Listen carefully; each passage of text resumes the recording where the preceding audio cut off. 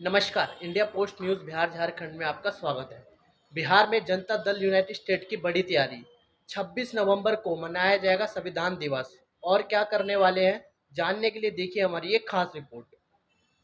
जदयू 26 नवंबर को मनाएगी पूरे राज्य में संविधान दिवस। बिहार सरकार के मंत्री जदयू नेता अशोक चौधरी ने घोषणा की है। आज प्रेस वार्ता करते हुए अशोक चौधरी ने कहा कि विपक्ष भले ही संविधान खत्म करने की बात करता है, लेकिन उनके तरफ से कभी भी संविधान दिवस मनाया नहीं जाता। संविधान दिवस तो जेडीयू मुख्यमंत्री नीतीश कुमार की पार्टी ही मानती है। हर साल इस बार भी संविधान निर्माता बाबा भीमराव अंबेडकर की जयंती पर फिर से मनाई जाएगी।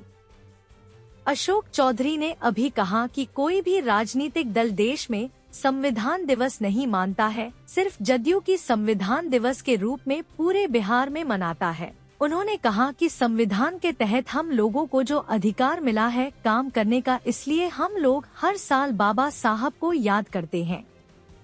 पिछली बार जेडीयू ने संविधान दिवस के रूप में वेटरनरी ग्राउंड में मनाया था। इस बार बापू सभागार में कार्यक्रम का आयोजन किया जाएगा, जिसमें हमारे पार्टी के नेता मुख्यमंत्री नीतीश कुमार के अलावा पार्टी के सभी वरिष्ठ नेताओं को आमंत्रित करेंगे। वहीं अशोक चौधरी ने आगे कहा कि 14 अप्रैल को हम लोग भी संसद कार्यक्रम का आयोजन कर रहे हैं। पटना के वेटरनरी ग्राउंड में यह कार्यक्रम आयोजित की जा रही है। इस कार्यक्रम में मुख्यमंत्री नीतीश कुमार, पार्टी के कार्यकारी राष्ट्रीय अध्यक्ष संजय झा सहित तमाम बड़े नेताओं को आमंत्रित करेंगे।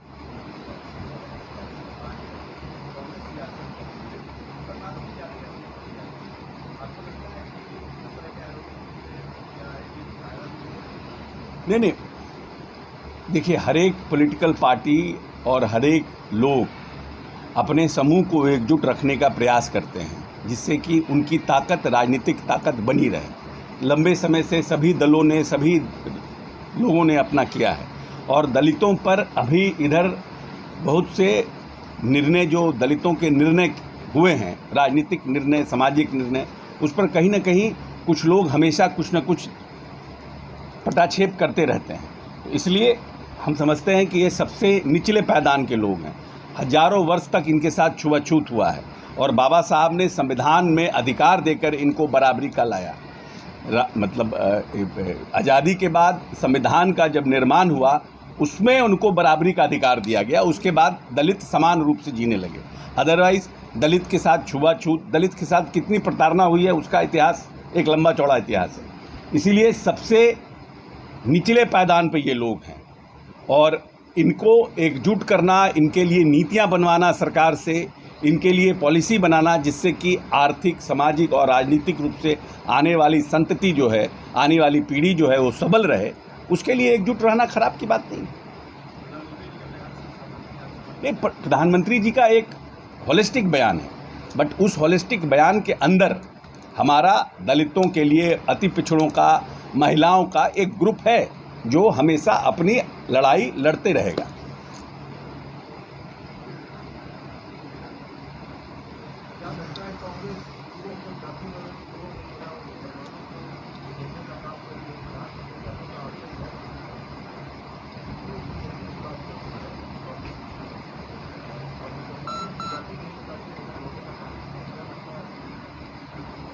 नहीं, अब देखिए, मुसलमानों में भी जो हमारे पिछड़े मुसलमान हैं, अगर आप सच्चर कमेटी के रिपोर्ट को देखिएगा तो जो पिछड़े मुसलमान हैं उनकी स्थिति और ज़्यादा ख़राब है।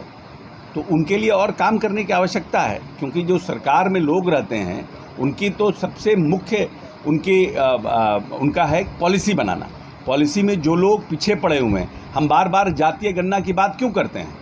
हम जातीय गणना की बात इसलिए करते हैं कि ज्ञानी जैल सिंह, कर्पूरी ठाकुर और पेरियार, सब लोगों ने कहा जिसकी जितनी आबादी उसको इतनी हिस्सेदारी।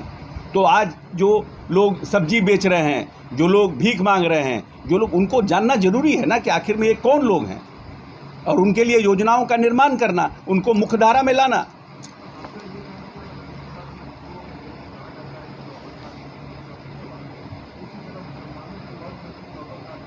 ये हमारा, देखिए, अब नहीं, हमने कहा कि बहुत से मुसलमानों में भी बहुत से पिछड़े जाति के मुसलमान हैं जिनको कि पासमानदा कहते हैं, उनको भी अपलिफ्ट करने की पॉलिसी बनाने की ज़रूरत है। अब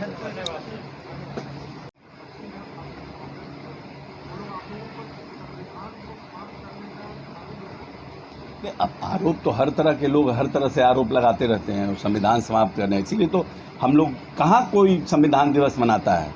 संविधान दिवस तो हम ही लोग मनाते हैं बाबा साहब का। कोई राजनीतिक दल संविधान दिवस कहाँ मनाता है? पिछले साल हम ही लोग संविधान दिवस मनाए। जो लोग कह रहे हैं कि हम संविधान ख़त्म हो रहा है, वो तो संविधान दिवस भी नहीं मनाते हैं। हम ही लोग पिछले साल से, और हमारी पार्टी जो है पिछले साल से और इसके पहले से संविधान दिवस मनाने का काम कर रही है। जिस संविधान के माध्यम से हमें अधिकार मिला, उसका हम लोग धूमधाम से उसको मनाने का काम करेंगे। और बाबा साहब जिन्होंने संविधान में हमें अधिकार दिया, उनकी जयंती को हम लोग धूमधाम से मनाएंगे। हाँ, सब लोगों को हम लोग आमंत्रित करेंगे, माननीय नेता को भी आमंत्रित करेंगे, सब लोगों को, जो दलित हितैषी जितने भी हमारे नेता हैं सबको हम लोग आमंत्रित करेंगे। और ख़ास करके हमारे नेता नीतीश कुमार जी को आमंत्रित करेंगे। का फैसला इसलिए तो नहीं है कि विधानसभा का चुनाव भी उसी वर्ष होगा। बीजेपी कहती है कि हमारे साथ पीडीपी चाहती है कि उनको जोड़े एक महाकुंभ के रूप में। ये फैसला नहीं, देखिए, हम लोगों ने पिछले साल भीम संसद किया था, तो उसी साल हम लोग निर्णय किया था इसको हर साल धूमधाम से मनाएंगे। लेकिन इस बार क्योंकि अगले साल बाबा साहब की जयंती है, तो संविधान बाबा साहब की जयंती को ज़्यादा धूमधाम से मनाने का निर्णय हुआ है और हर साल संविधान दिवस को भी मनाने का निर्णय हुआ।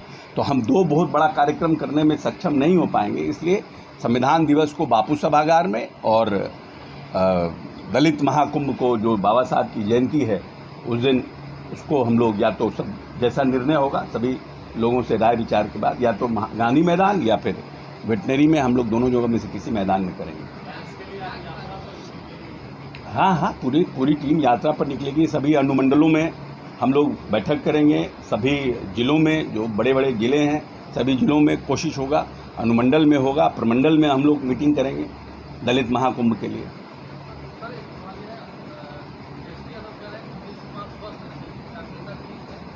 ठीक है, ये सब बिना सिर पाँव के सवाल का जवाब नहीं।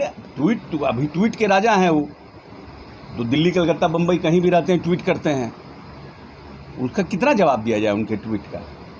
जो लोग नीतीश कुमार बार बार ये कहते हैं कि नीतीश कुमार का काम बोलता है, नीतीश कुमार नहीं बोलते हैं, तेजस्वी जी का सिर्फ ट्वीट बोलता है, दोनों में फ़र्क है। और शुभकामना है उनको।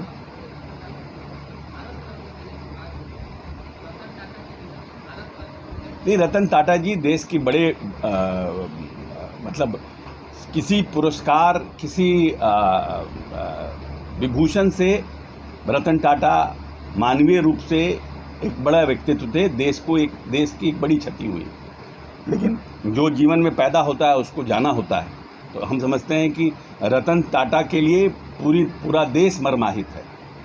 कोई जाति, धर्म, पार्टी, पॉलिटिकल पार्टी, सामाजिक क्षेत्र के लोग, सभी लोग मर्माहत हैं। इसीलिए रतन टाटा के लिए हम समझते हैं कि भारत कोई भी, सभी रत्न से ऊपर है रतन टाटा। प्रस्तावित दोनों कार्यक्रमों से आप किस तरह का मैसेज देना चाहेंगे? नहीं, दलित एकता और दलितों के हितों की रक्षा करने वाला राजनीतिक दल ही भविष्य में देश पर राज करेगा, क्योंकि जातीय गणना के बाद लगभग 19% आबादी दलितों की इस प्रदेश में है।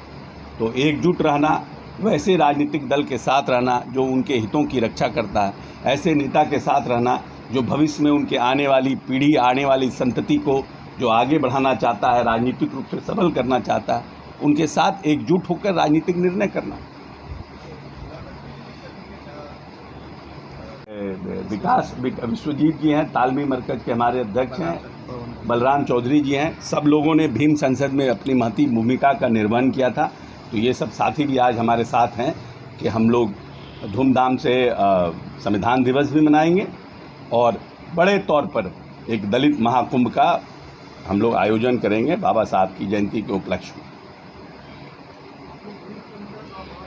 इससे पहले सभी पत्रकार बंधु को दुर्गा पूजा की बहुत शुभकामना। आज महाअष्टमी है और आज से दशहरा की छुट्टी भी हो गई है। पूरा देश जो है माँ के आराधना में लगा है। सब लोगों को शुभकामना देते हैं दशहरा की। आज मुख्य मुद्दा आज आप लोगों के बुलाने का है कि पिछले साल हम लोगों ने 26 नवंबर को संविधान दिवस के उपलक्ष्य में हम लोगों ने भीम संसद का आयोजन किया था और उस भीम संसद को 1 वर्ष पूरा हो रहा है इस 26 नवंबर को।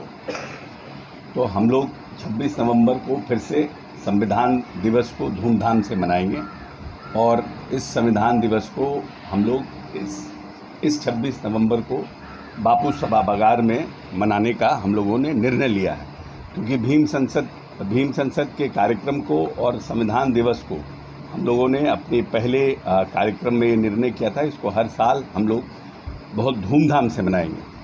तो इस बार हम लोग बापू सभागार में मनाने का हम लोगों ने निर्णय किया है। साथ ही साथ बाबा साहब की जयंती के दिन